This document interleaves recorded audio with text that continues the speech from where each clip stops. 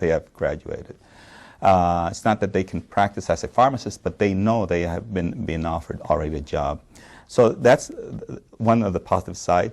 On the negative side is the pressure that's put on the schools to really come up with the number of pharmacists that are needed in the future. By some estimates, the U.S. would need more than 150,000 new pharmacists by 2020 to match supply with industry demand. Experts say the pharmacist shortage will continue for at least a decade or more. In the meantime, at least 15 new pharmacy schools are expected to open their doors by 2010, even as existing schools expand in size.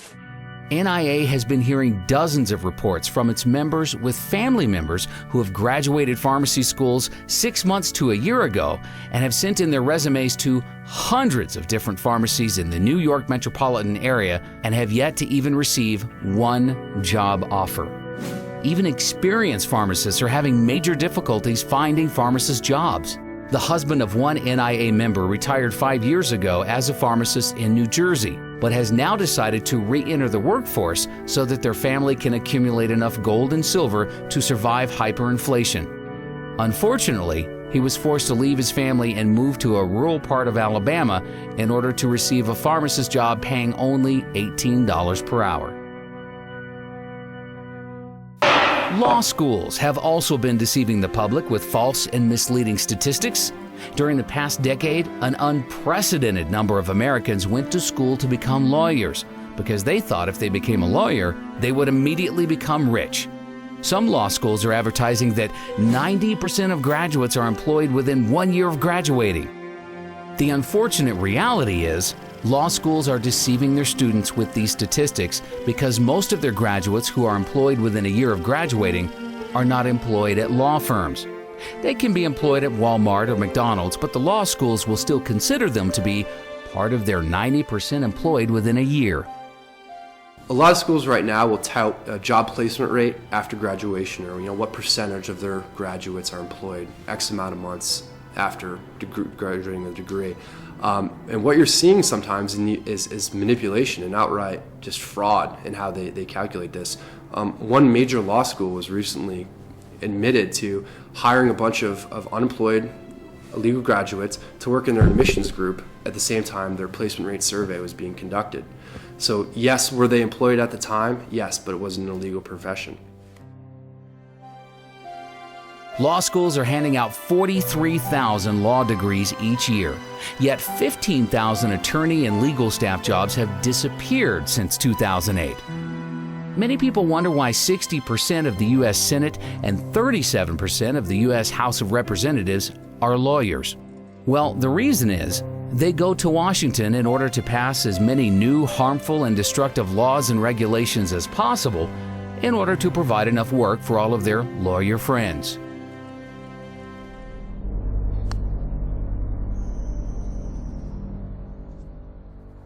So I decided to go to law school. I went to Chapman University School of Law. I graduated in 2005 and passed the bar in 2005, July of that year.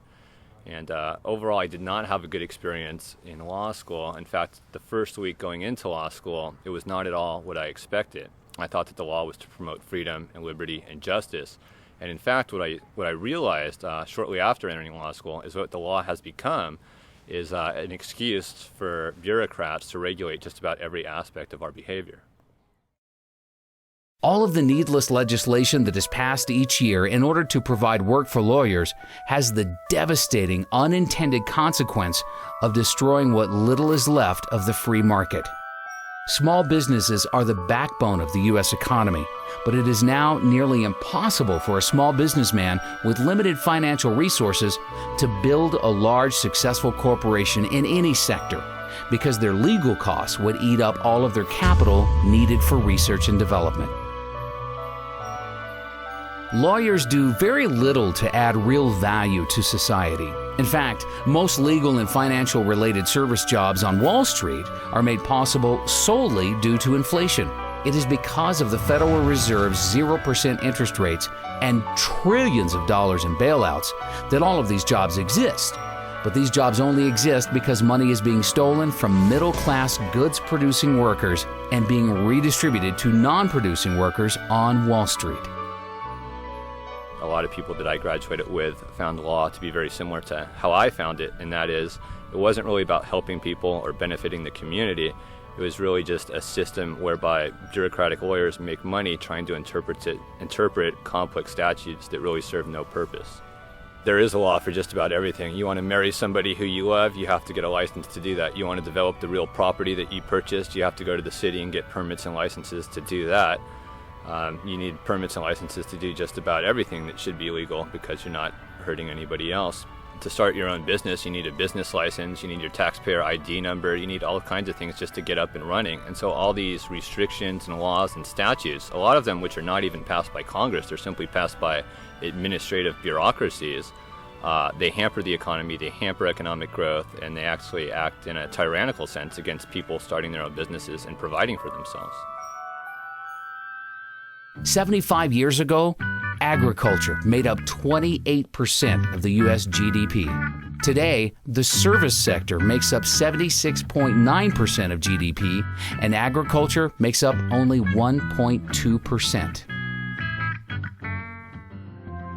The only way for a country to produce real wealth is by farmers growing food, miners mining for gold, silver, and other precious metals, drillers drilling for oil, natural gas, and other commodities, and manufacturers manufacturing real goods that can be exported to the rest of the world. Goldman Sachs has never created one dime of wealth for our country. Yet most politicians in Washington have been brainwashed into believing Wall Street jobs are necessary for the U.S. to have a strong, viable economy. Likewise, nearly all Americans who have gone to school during the past decade have gone to school for degrees in legal, financial, or other service sector jobs. Almost no Americans have gone to college to become farmers, gold miners, or oil drillers.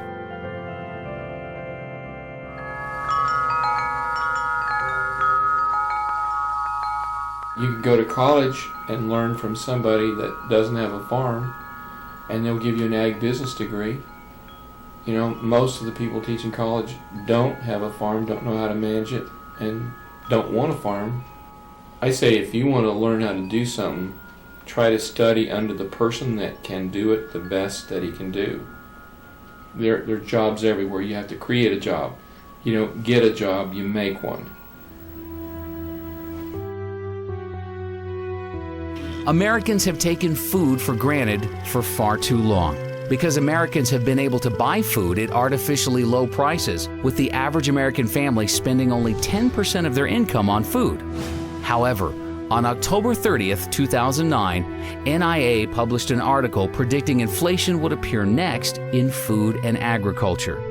NIA said, a worldwide shortage of farmers combined with food inventories falling to record lows is setting up the perfect storm for an explosion in agriculture prices. From the time NIA wrote this article until now, we have experienced the largest ever short-term increase in agricultural commodity prices.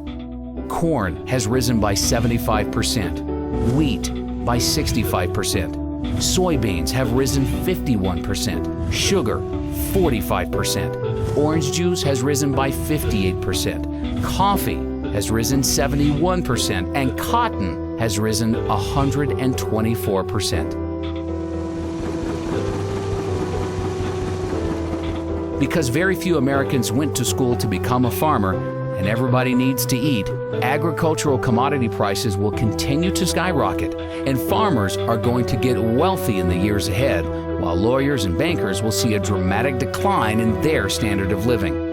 The free market will adjust and see to it that lawyers, bankers, and other non-producing financial service workers see a 90% decline in their real incomes. Everybody can't be a college graduate. Somebody's got to grow food. You know, everybody can't ride the wagon. Somebody's got to pull it. Somebody's got to be taking some risks. Somebody's got to be thinking. Somebody's got to have sweat. Last summer, this lady I was telling you about that bought some cattle from us, she came here to get some cattle in August, and my grandson was downstairs splitting firewood. We burn firewood in this building because it saves us about $600 a month over burning propane. So my grandson was cutting firewood, and he was swinging the axe down here and splitting logs. And it was August, and it was about 95 degrees, and she came in here to sit down, and she says, there's a kid down there cutting firewood. Said the sweat's dripping off of his nose. Said, what'd he do wrong? He didn't do anything wrong. It's his job. He's cutting firewood. That's her grandson. He's 14. You know, he'll cut, 6 cords of firewood a day. That's what he does. The only thing that has been supporting the U.S. service sector economy for so long is the U.S. dollar's status as the world's reserve currency and the world's willingness to hoard trillions of dollars in U.S. dollar reserves in order to trade oil and other valuable commodities. The U.S. dollar became the world's reserve currency because it was backed by gold and the U.S. had the world's leading manufacturing base. Today, the U.S. dollar is a fiat currency that is backed by nothing, and our manufacturing base has been rapidly deteriorating, with most of the products the world buys now made in China and other Asian countries. The Federal Reserve just announced that it will print another $600 billion, which will dilute the purchasing power of the U.S. Treasuries held by our creditor nations and cause them to soon abandon the U.S. dollar as the world's reserve currency. The entire U.S. economy is a Ponzi scheme that is dependent on the rest of the world continuing to buy larger amounts of U.S. treasuries. Pretty soon, not only will the world stop buying our treasuries, but they will dump the treasuries they already own. All of our deficit spending will have to be paid for by outright money printing.